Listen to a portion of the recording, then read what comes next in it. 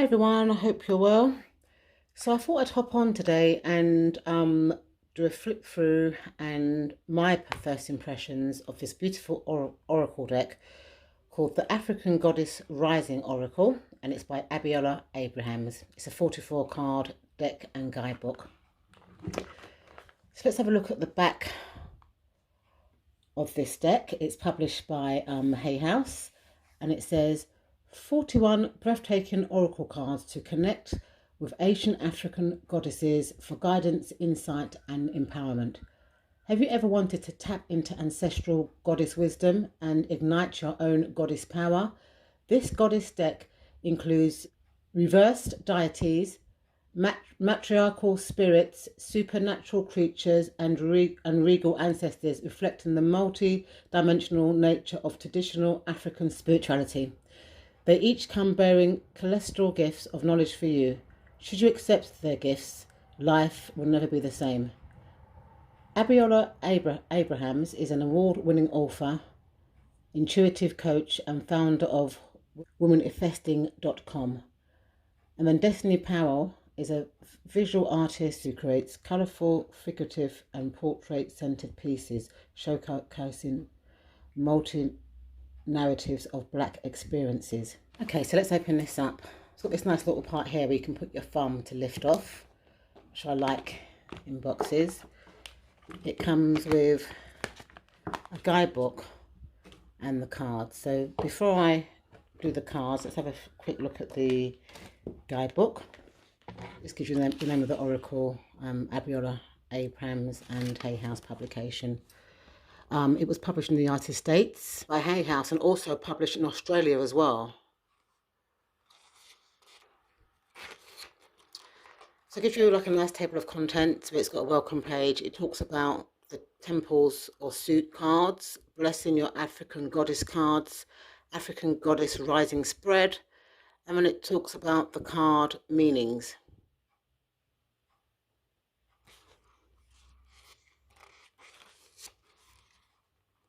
Welcome. Sarah Bonner, welcome to your African Goddess Rising Oracle cards. Sarah Bonner is Zulu greeting, meaning we see you.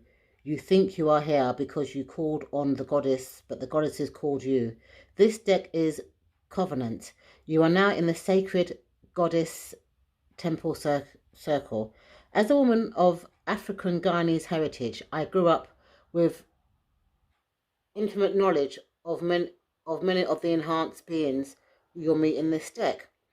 Now that's interesting because I automatically assumed with a name called Abiola that she was of Yoruba descent, because Abiola is a Yoruba name and it means born with honour and wealth. I've got an auntie called Abiola, I've got a spirit doll called Abiola, and I just thought that she was from maybe somewhere like Brekata because her surname is Abrams, or maybe she could have been half Yoruba and half something else. But to say that she's African Guyanese, that's interesting. I'm wondering if that is her name of birth or whether she changed that name as she grew up. I'd be interested to know that, because Abiola is not a Guyanese name. Okay, so let's get back to what I was reading. I come from generations of initiatives and healers, so channeling in divine downloads is not new to me, but these oracle keepers were persistent. They dreamed me, pursued me, and guided me through the co-creation. Then Spirit and I manifested Goddess Destinal Power and her spellbinding artwork, and the oracle deck bloomed. These cards are divided into 9 temples or suits: threshold, guardians, ancestors, conjurers, warriors, shadows, lovers, griots, queens, and high priestesses. They represent the 9 divine inner temples you must face to initiate awaken goddess energy within. The oracle system reaches from the continent of Africa deep throughout her diaspora. Africa is made up of over 54 diverse countries. This feminine energy deck includes deities and spirits and ancestors, not only from the the Africa continent, but also from diasporic countries and cultures with African retention, such as Haiti, Cuba, Barbados, Trinidad and Tobago, and Jamaica in the Caribbean, Guyana, and Brazil in South America. Okay, so this book, has also includes Caribbean deities and South American deities. That's interesting because even like the word diaspora kind of throws me off a bit as well, because um, to me, diaspora means that you was born and grew up in a country and then you've emigrated to another country. So someone like my dad, who was born and raised in Nigeria and then came to England in the 1950s, he would have been part of the Nigerian diaspora. But I think it only goes up to third generation, and I think that once you're out of the country for more than 3 generations, then you then become descendants of Africa rather than African diaspora. And that's how I'm taking it as, because I remember when I tried to get a Nigerian passport, it was very, very difficult because I was not born in the country. I wanted to get it as an old, and I had to prove that I was from Nigerian heritage, even though my name is Nigerian, because they said that a lot of African Americans and Caribbean people try and get Nigerian citizenship when they weren't actually born in the country. So I think it only goes up to third generation to be part of the diaspora out of the country, and then its descendants after that. That is my own interpretation of what diaspora means, but everyone's got different interpretations, and people are that's what makes the world interesting, because people have different experiences and different interpretations of how they see things. Okay, so about the temple suit of cards. Each suit in this deck is referred to as a temple. The goddess deck also includes spirits, supernatural creatures, and regal ancestor figures, reflecting the multicultural dimension nature of traditional African spirituality. My tongue is twisted there. When you pull a card, not only is that particular goddess shown up for you, but so are the other sacred sages in her temple suit. So the ancestors is 5 cards. The ancestor is this goddess deck are defined as historical figures. The temple of ancestors governs our basic spiritual needs, radiates energetically with the color, read, and physical aliens with your tau bone area and lower body. The conjurers, which are 5 cards. These goddess sorcerers wield the power of creation and magical transformation. Okay, so she goes into each of the 5 suits and what they mean. Then there's the illumination cards. So you get the threshold guardians, which are 2 cards. The guardians are protective and guiding goddesses at the crossroads of your life. So they're about when you get to a crossroads of your life. And you get the shadow cards, which represent your greatest fears and dark feminine side. So that's more of the shadow self. And then it tells you how to bless the cards. Then the author gives you a few spreads. So there's the assay spread, which is card 1, which is the 1 card spread. Say assay aloud and pull 1 card. Assay is the Yoruba philosophy of life force energy, which can be translated as so let it be. And it tells you a bit about that spread. And then there's the 3 card goddess temple spread, 6 card drum ancestral spread. Then there's the council of elders spread. That one looks interesting. The council of elders is a helpful spread for decision making. See, because different like I know that in Nigeria, they call them kingsmen. Like what she's saying, the council of elders, they're called kingsmen, and then you go to them if you've got a problem and you want a quick decision. So I'm guessing that the council of elders is something similar. I wonder what African country or what country this spread derived from. Okay. Upside down cards, that's reverse cards. It gives you a bit about that. In this deck, reversal or upside down cards are a highlight of ancient meaning, that this is a message you need to focus on. It talks about embodiment and advanced readings, the elements. So it's quite a detailed booklet, and then it gives you the card meanings. I don't like the font of the cards. I prefer block font because I've got some visual difficulties with print, and that's not a good print for me. Nana Bolaka, she's from Benin. Okay. Temple, threshold, guardians, element is air. Nana Bolaka is the most high supreme being, primordial mother, grandmother of all Orishas, deities, and a wise woman, herbalist and healer. Okay.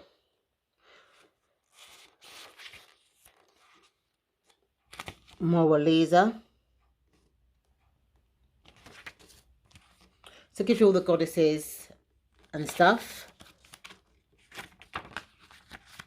It gives you quite a lot of detail, and it tells you the African or Caribbean country that it comes from. So for example, Seven Sisters is from New Orleans, Oya is from the Yoruba tradition, Aleti is from Ethiopia. So they're all over the African continent, Egypt, and I think the Caribbean as well.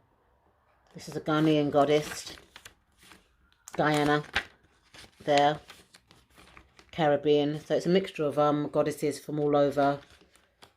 Well, you must have said the world, you know, not just from Africa. You got Libya there as well. Which I guess is an African country. Okay, so you've got Igbo, so you've got different Nigerian tribes. So you've got Yoruba, you've got Igbo. I wonder if there's any other Nigerian tribes. Very interesting. And it seems like as well that it's a system within its own right, because you've got suits and so on and so forth. So you could read it as a system. You could read it as a stand, that's it, Yamaya. You know, you could read it as a system. You could read it as a altar card. You could read it as a one pool card. You could combine it with other decks as well. Very interesting. There's South African Zulu goddess, Haiti, Guinea. Wow. Let's see about the author, because I'd like to know if she does have Yoruba ancestry for the name Abiola. Abiola Abrams is an award-winning author, intuitive self-love coach, goddess oracle card creator, transformational speaker, and international retreat leader. As a spiritual teacher, Abiola harnesses the ancient divine feminine wisdom of goddesses and ancestral, combined with embodiment rituals, shadow work, and channeled meditation. Abiola's calling is to help you transmute your fears, to manifest your personal power, and embody the goddess within.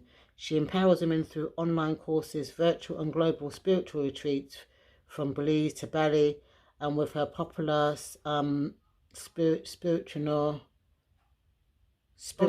oh, I can't pronounce that, and goddess podcasts and web video services. As the founder of the WomanIFesting.com empowerment platform podcast and the Goddess Temple Circle, Abiola's mission is to empower you to become who you were born to be.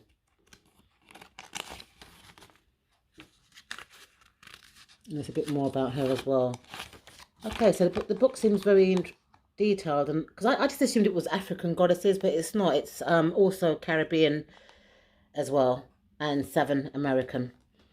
So I'm gonna flip the cards and then give you my first impression. Okay, so let's have a look at the cards before I do the flip through. These are the backs of the cards and stuff. I'm not sure what this symbol represents. It looks kind of Ghanaian though, but I have to look it up. I'm not sure what that symbol represents though. But lovely colours, gold and purple. They look like they're reversible. Let me just check. Yes.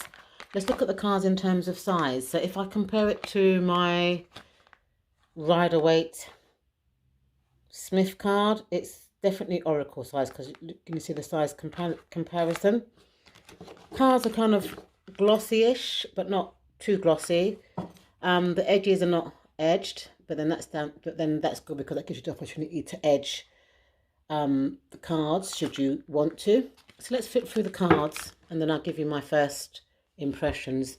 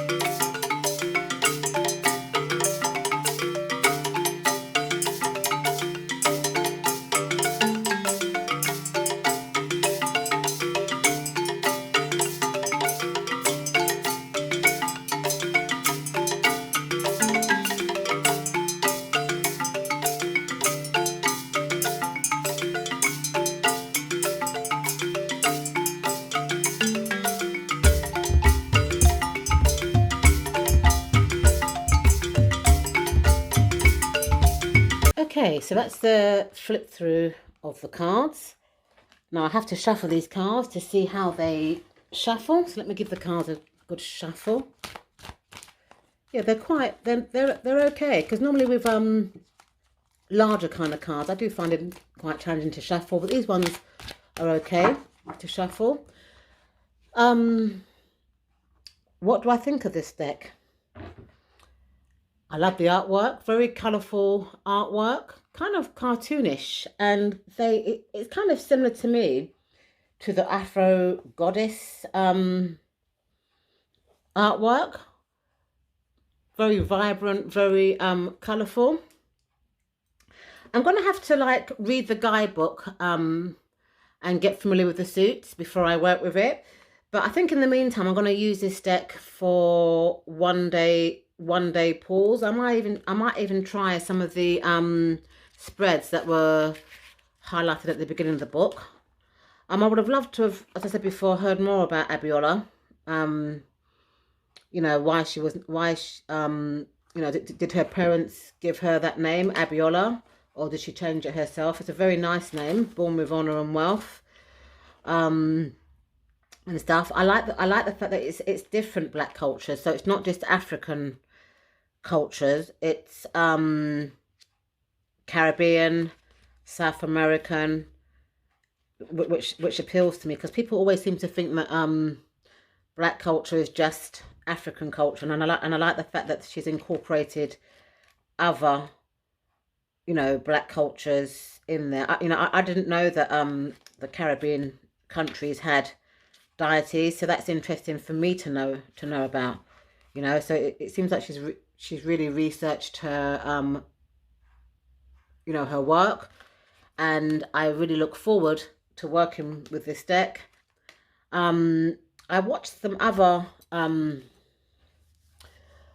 videos on this deck. I think it was Kim from Abundant Life Tarot.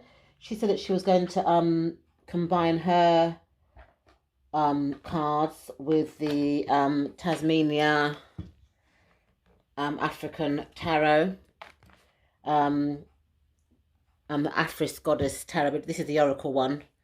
And she also, I think, did she mention the Afro Tarot? I'm not quite sure if she did. I don't think the artwork goes with the Afro Tarot. I think it's all the, I mean, it can work with the Tasmania African Tarot, but I think the artwork for me fits more with the Afro Goddess Tarot because of the cartoonish kind of look. So let me just pull out a few cards to show you. So this is the this is the Normand or the Oracle card, but it's got that same sort of cartoonish sort of look. So I think I'm probably going to pair this deck up with either the Afro Goddess Oracle or the Afro Goddess Tarot. Let me just compare it to the Tasmania Tarot. Okay, so this is the Tasmania Tarot, and this is the Afro Tarot, and I think it's different artwork. I personally think that this card pairs better with the Afro Goddess Oracle and the Afro Goddess Tarot, but then that is just my opinion, and people may differ in their opinion, which is cool. So thank you so much for watching. I'm looking forward to working with my lovely new Oracle deck. I will leave a link for this deck in the description bar should anybody be interested, and I'll see you in my next video. Bye for now.